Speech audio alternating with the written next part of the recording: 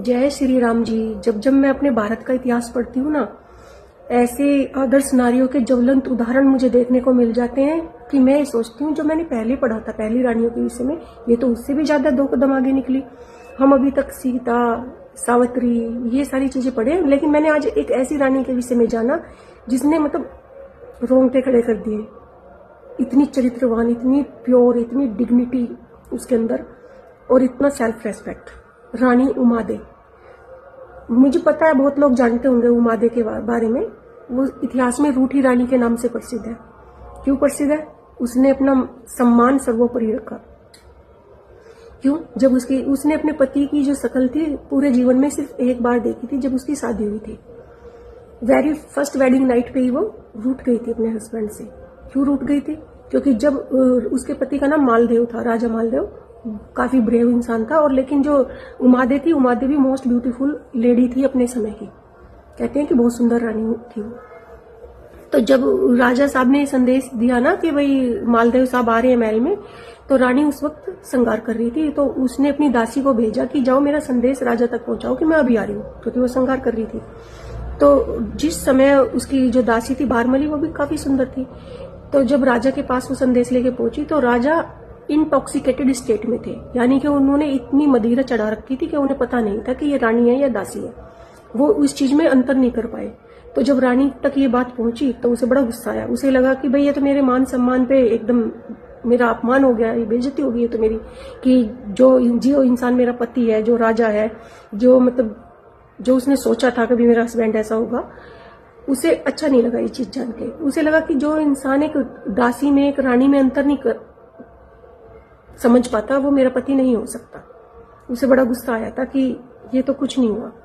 तो वो रूठ गई थी उसी दिन से। उसने अपने आप में ही शपथ ली थी कि कभी मैं इस इंसान की शक्ल भी नहीं देखूंगी, क्योंकि इसमें एक भी गुण ऐसा नहीं है कि मेरे पति बने। हालांकि कभी वो अपने मायके वापस नहीं गई, क्योंकि उसे अपने पिता का सम्मान भी बहुत ज्यादा प्यारा था। और उसने दूसरी कभी शादी नहीं की, सिर्फ राजा के नाम के मंगलसूत्र के साथ उसने अपना पूरा जीवन निकाल दिया था, लेकिन कभी शक्ल भी नहीं देखी राजा की। वेरी फर्स्ट नाइट पे रूठ गई थी वो। उसे समझ नहीं आई ये चीजें, क्योंकि उसे अपने आत्मसम्मान को धक्का लगा ये उससे कि भाई ये मेरी इंसल्ट है खुद की, उसे ऐसा लगा।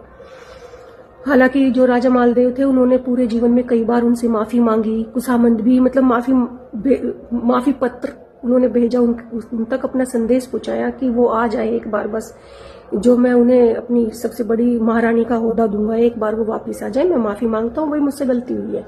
हालांकि वो कभी वापस नहीं आई। उसका सम्मान सर्वोपरि उसने रखा।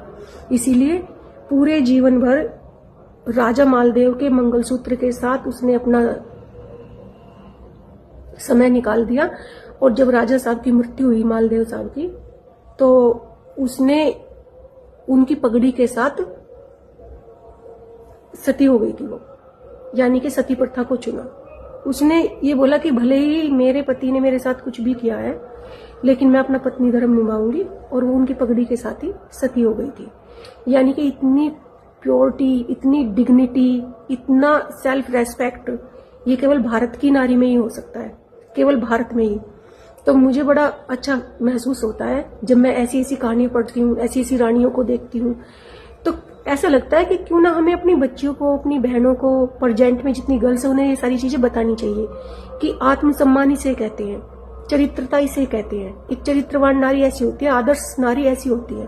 पूरा जीवन भर पर पुरुष की परछाई भी उसने अपने आप पर नहीं पड़ने दी। सिर्फ राजा के मंगलसूत्र के साथ उसने अपना जीवन निकाल दिया। तो ऐसी ऐसी भी रानियां हुई हैं। तो रानी उमादे भाई छाप बना दी मेरे दिमाग में, तो उसने घर कर दिया बिल्कुल। ऐसी भी रानी है, ये हमारे भारत में ही हो सकता है। तो गर्व होता है, मेरे रोंगटे खड़े हो गए इस कहानी को सुन के। ऐसी ऐसी स्त्रियां हमारे भारत में भी है। गर्व करो आप भी। जय श्री राम जी।